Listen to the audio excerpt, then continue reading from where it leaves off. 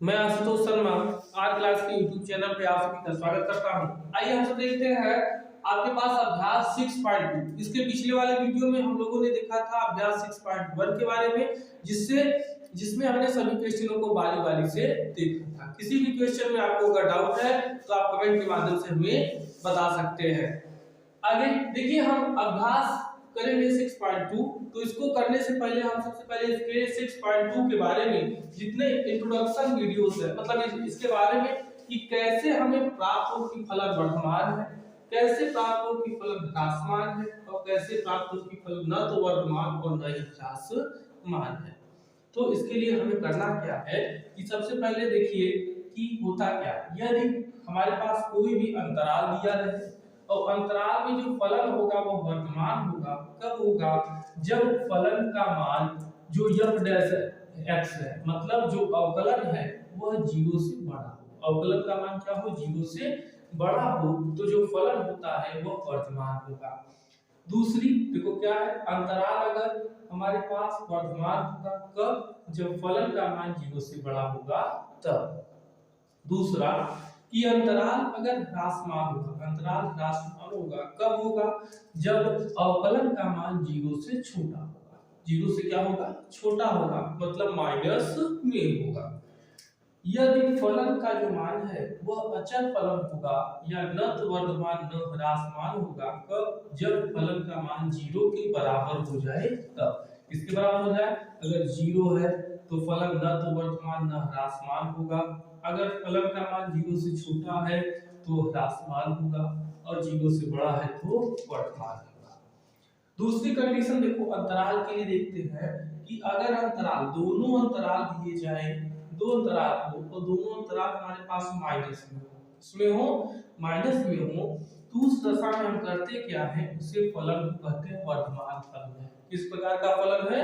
वर्धमान फलन है। और अगर हमारे पास दोनों मान दिए जाए और दोनों मान आपके पास क्या हो, एक माइनस हो एक प्लस हो, तो जो फलन होता है वह होता है ह्रासमान। तीसरा कि अगर हम देखें एक फलन प्लस है और दूसरा वाला भी प्लस है, तो जो फलन होता है वो आपके पास वर्धमान होता है। तो यह था आपके पास पूरा इंट्रोडक्शन। अब इससे रिलेटेड हम करेंगे प्रश्न को। आइए देखते हैं क्वेश्चन नंबर फर्स्ट। देखो कह रहा है कि सिद्ध कीजिए r बराबर fx equal to 3x plus 17 से प्रदत्त फलन जो है वह वर्धमान है। तो हमें देखो वर्धमान के लिए क्या कंडीशन है कि वर्धमान के लिए f डैश x जो है वह 0 से बड़ा होना चाहिए। 0 से क्या हो? बड़ा। तो हम फलन का क्या करते हैं? फलन का x के सापेक्ष अवकलन करने पर, तो फलन का अगर हम अवकलन करते हैं तो देखो हम यहाँ से अवकलन करेंगे तो f डैश x हो जाएगा, और यहाँ पर 3x है तो हो जाएगा 3 इंटू x का x के सापेक्ष 1, और यह हो जाएगा आपके पास 0। तो f डैश जो x है उसका मान आ गया 3। तो देखो जो 3 है वह f डैश x का मान क्या है? वह 0 से बड़ा है। तो हम लिखेंगे कि क्या f dash x is greater than 0, अर्थात क्या लिखेंगे कि 3 इज ग्रेटर देन 0, अतः फलन जो है, अतः फलन वर्धमान है। फलन क्या हो जाएगा कि वर्धमान। हमें क्या ज्ञात करना है? वर्धमान या ह्रासमान। अगर फलन 0 से बड़ा है तो वर्धमान है, और अगर 0 से छोटा होगा तो जो फलन होगा वह ह्रासमान होता है। आइए क्वेश्चन नंबर देखते हैं दूसरा कि सिद्ध कीजिए कि r पर fx e के पावर 2x पर fx बराबर e के पावर 2x पर जो फलन है वो हमारे पास क्या है? वर्धमान है। वर्धमान के लिए क्या कंडीशन है कि f dash x is greater than 0। हम करेंगे क्या कि फलन का x के सापेक्ष अवकलन, फलन का x के सापेक्ष अवकलन, फलन का हम करते हैं x के सापेक्ष अवकलन, तो x के सापेक्ष अवकलन करेंगे तो हो जाएगा f dash x is equal to, इसका हो जाएगा देखो 2e के पावर 2x, 2e की पावर कितना हो जाएगा 2x हो जाएगा। तो यहां से देखो कि यह जो मान है आपके पास fx is equal to 2e की पावर कितना है 2x है। तो अगर हम इसकी बात करें कि यह फलन वर्धमान है अथवा ह्रासमान, तो यहां से अगर हम वर्धमान या ह्रासमान की बात करते हैं तो देखिए 2 है e की पावर 2x है, e की पावर कितना है 2x है।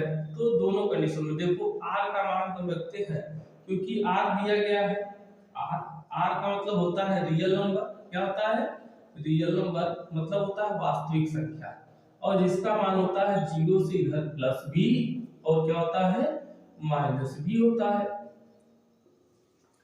अब देखिए हम यहां से करते क्या है, जब हम 1 रखेंगे तो e की पावर 2 प्लस आएगा, माइनस रखेंगे तो हमारे पास e की पावर 2 into इतना, लेकिन बटे में हो जाएगा तो फिर वो क्या हो जाएगा प्लस ही होगा, वह माइनस मान नहीं होगा।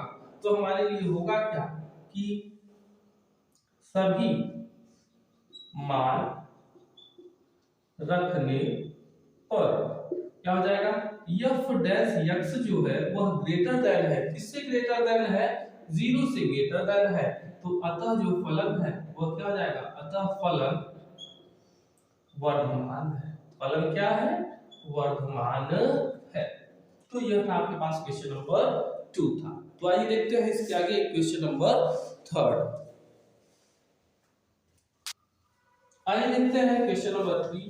fx is equal to है sin x, जिसमें कह रहे हैं कि 0 से π/2 पर फलन वर्धमान होगा, π/2 से π पर ह्रासमान होगा और 0 से π पर न तो वर्धमान और न ही ह्रासमान होगा। तो सबसे पहले हम क्या करेंगे कि फलन का x के सापेक्ष अवकलन, x के सापेक्ष क्या करेंगे अवकलन करने पर अवकलन करते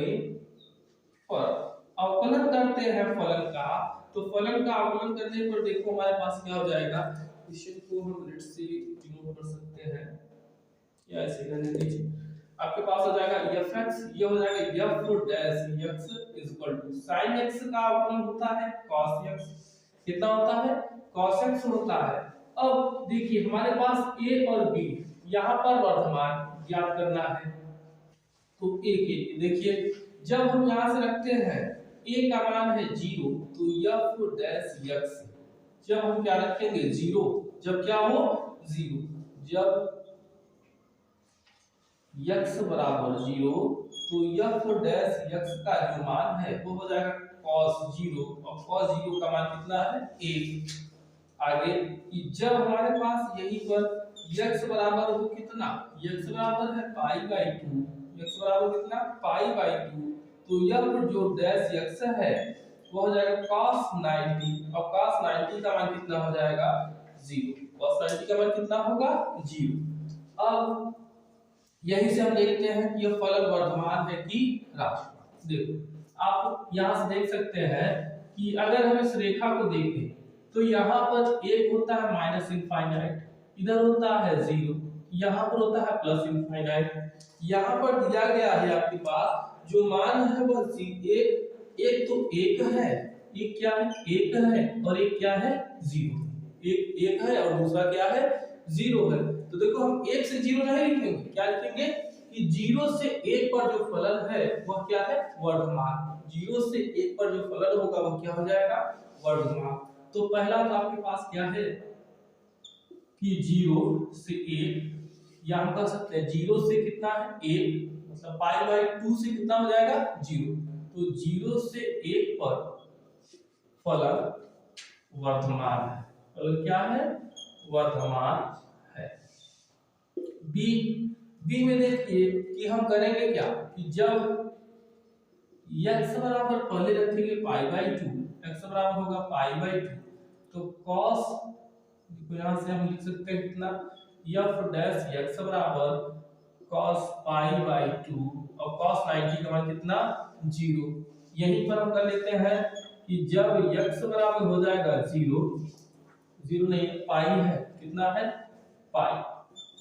तो यहाँ पर है पाई, तो f डैश x है, f डैश कितना x is equal to cos है पाई, और cos पाई का जो देखिए जो मान होता है वह होगा आपके पास cos 0 के बराबर, लेकिन दूसरे अंतराल में हो जाएगा कितना माइनस। और अब आप जानते भी हैं, देखिए अंतराल से भी आप देख सकते हैं कि इंट्रो में सबसे पहले हमने बताया था कि जब दोनों प्लस है तो वर्धमान, एक प्लस और एक माइनस, एक प्लस और एक दूसरा क्या हो जाए माइनस हो जाए तो वह होता है ह्रासमान। देखो 0 से -1 नहीं लिखेंगे, क्या लिखेंगे हम कि -1 से 0 पर ह्रासमान है। क्या है ह्रासमान। कैसे हम -1 से 0 लिखेंगे, क्योंकि आप जानते हैं रेखा पर जो होगा तो पहले -1 आएगा फिर क्या आएगा 0 आएगा। सी के लिए देखिए क्या है कि इसी फलन में देखो सब मान रख रहे हैं, तो अगर हम फलन में क्या करें कि सबसे पहले 0 रखें, तो जब x बराबर 0, x बराबर कितना रखेंगे 0, तो यह आपके पास देखो f dash x is equal to cos 0, और यहाँ पर cos 0 का मान हो गया कितना 1। आगे कि जब हम यहाँ से रखते हैं कितना, जब x बराबर हो जाएगा कितना पाई, और f डैश x बराबर हो जाएगा cos पाई, मतलब यहाँ पर भी पाई है, और यह जो मान होगा वो आपके पास हो जाएगा -1। अब देखिए जब स्थिति आपके पास क्या हो जाए कि 1 से और -1 है, 1 से कितना है -1, मतलब 1 और -1 के बीच में केवल एक संख्या होती है, वह होती है आपके पास 0, मतलब जो फलन है उसका मान हो गया है 0। तो इस स्थिति में क्योंकि फलन का मान कितना है, क्योंकि 1 का मान 1 में जो फलन होता है वह उसका मान हो जाता है 0, तो अतः जो फलन होगा वो क्या हो जाएगा, अतः फलन क्या है कि अचर फलन, अचर फलन है, या हम कह सकते हैं कि न तो वर्धमान न ह्रासमान है, या न वर्धमान न ह्रासमान है। आप याद रखिएगा कि 1 से अगर -1 है तो उस अवस्था में, या -1 से 1 है तो उस अवस्था में हम यहाँ से ऐसे लिखेंगे -1 से कितना 1 तक, क्योंकि अभी हमने बताया था कि रेखा कि जैसे जिस प्रकार से हम संख्याओं को लिखेंगे उसी प्रकार से आपके पास यह निरूपित होता है। तो देखो -1 से 1 है तो फलन हो जाएगा आपके पास अचर फलन है। तो यह था आपके पास क्वेश्चन नंबर 3, आप इसका स्क्रीनशॉट ले सकते हैं।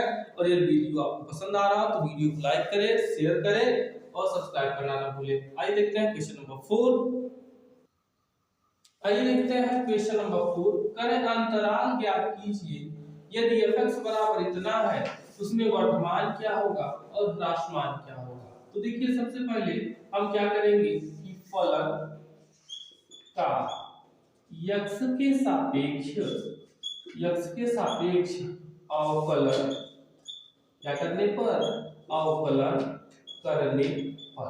सबसे पहले हम क्या करते हैं अवकलन करेंगे, तो अवकलन करने पर देखो यह हो जाएगा f dash x is equal to 2 दूनी 4x माइनस कितना 3।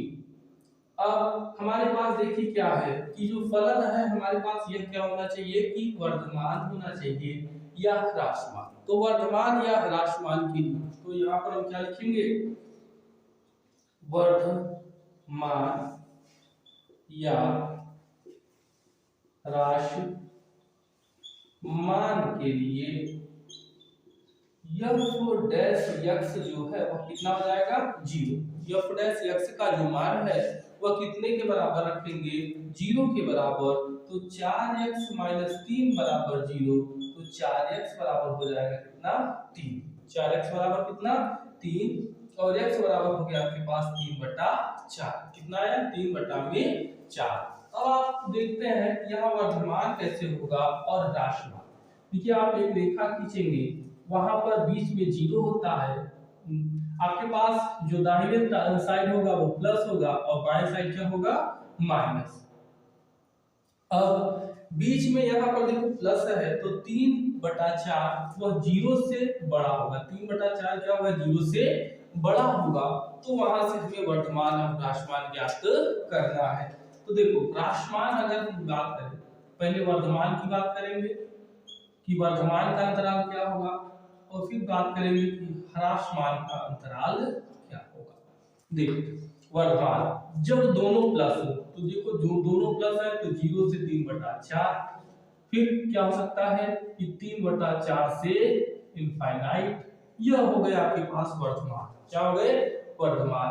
अगर हम ह्रासमान की बात करें तो माइनस इनफाइनाइट से 0 या माइनस इनफाइनाइट से आप कह सकते हैं, आप यह भी कह सकते थे 0 नहीं लेंगे, इनफाइनाइट से कह सकते हैं। इनफाइनाइट से इतना, 0 तो नहीं दर्शाएंगे, बीच में जानते रहिए आप। इनफाइनाइट से लेकर 3/4 और यह हो गया आपके पास ह्रासमान। आइए आंसर मैच कर लेते हैं, यह आपके पास आंसर है अथवा नहीं। बस यही आपके पास आंसर है, इनफाइनाइट से कितना, इतना है। चलो वही चीजें हुई, 3/4 से इतना और इतना से इतना। तो इसको बस ये आपको ऐसे लिखना है कि इनफाइनाइट से ये 3/4 से इनफाइनाइट, ये चीजें नहीं लिखनी है, क्योंकि माइनस से अगर प्लस जाएंगे तो हमारे पास ये हो जाएगा। तो यह हो गया आपके पास क्या कि वर्धमान 3/4 से इनफाइनाइट ये वर्धमान, और माइनस से यहाँ पर 3/4 तो कितना हो जाएगा, ह्रासमान। आइए फिर से देखते हैं अंतराल। हम क्या करेंगे, पहले हम करते हैं अवकलन। अवकलन करने के पश्चात देखिए हम करेंगे क्या कि वर्धमान के लिए हम f डैश x बराबर 0 रखेंगे और x का मान ज्ञात कर देंगे। x का मान जहां पर आएगा उस मान को हम क्या करेंगे, वहां पर उस मान को दर्शाएंगे, और जब माइनस से वहां पर आएंगे तो ह्रासमान, और दोनों जब प्लस होंगे तो क्या आ जाएगा, वर्धमान। आइए देखते हैं क्वेश्चन नंबर 5। आइए देखते हैं fx = 2x cube 3x square 36x + 7 है। हमें ज्ञात करना है कि वर्धमान का अंतराल और ह्रासमान का अंतराल। तो सबसे पहले हम क्या करेंगे कि फलन का x के सापेक्ष अवकलन, क्या करने पर, अवकलन करने पर, x के सापेक्ष फलन का हम अवकलन करेंगे तो f डैश x बराबर 0। देखो 2/3 6x² हो जाएगा, 2/3 फिर हो जाएगा 6x, और 36 का कितना, 36, और यहाँ पे हो जाएगा कितना, 0। यह आपके पास मान आ गया। तो वर्धमान व ह्रासमान के लिए f डैश x का जो मान है वह कितना ले लिया हमने, 0 ले लिया। तो यह 6x², यहीं से 6 को कॉमन कर लीजिए आप, कि 6x² माइनस x और -6 बराबर कितना है, 0। अब 6 का इधर गुणा करेंगे तो x² - 6 - x बराबर 0। अब देखिए कि x² माइनस कि अगर हम 3x और प्लस 2x, 3 में से 2 गया तो 1, और 3 दूना कितना हो जाएगा, 6 हो जाएगा। तो यह हुआ अंतराल। तो x यहाँ, x यहाँ, x - 3, 2 यहाँ 2 यहाँ तो 2, और x - 3 और बराबर 0, और यहाँ से आपके पास हो जाएगा कि x - 3 और x प्लस कितना, 2 बराबर 0। यह हो गया आपके पास x - 3 2 बार था, एक बार लिखे, और x प्लस 2। जब हम लेते हैं x - 3 बराबर 0 तो x बराबर 3। जब हम लेते हैं x प्लस 2 बराबर 0 तो x बराबर -2 हो गया। अब 3 आया और 2। अब आप करेंगे क्या कि एक रेखा आप ड्रा करेंगे, और उसी रेखा पर जानते हैं कि यह माइनस से इनफाइनाइट और इधर हो जाएगा प्लस इनफाइनाइट। उसके बाद आपने देखा है कि माइनस होता है और फिर क्या होता है, प्लस होता है। अब यहाँ से अंतराल ज्ञात करना है। क्या ज्ञात करना है, अंतराल, वह भी वर्धमान का ज्ञात करना है, और किसका ज्ञात करना है, ह्रासमान का ज्ञात करना है।